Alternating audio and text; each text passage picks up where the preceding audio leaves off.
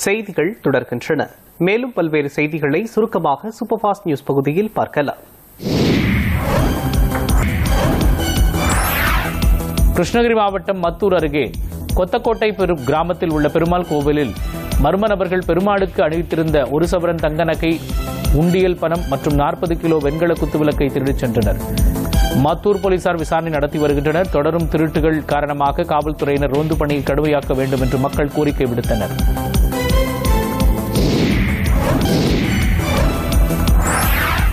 கிருஷ்ணகிரி மாவட்டம் மத்தூர் அருகே கொத்தக்கோட்டை கிராமத்தில் உள்ள பெருமாள் கோவிலில் மர்ம நபர்கள் பெருமாளுக்கு அணிந்திருந்த 1 சவரன் தங்க நகை, உண்டியல் பணம் மற்றும் 40 கிலோ வெண்கல குத்துவிளக்கை திருடி சென்றனர்.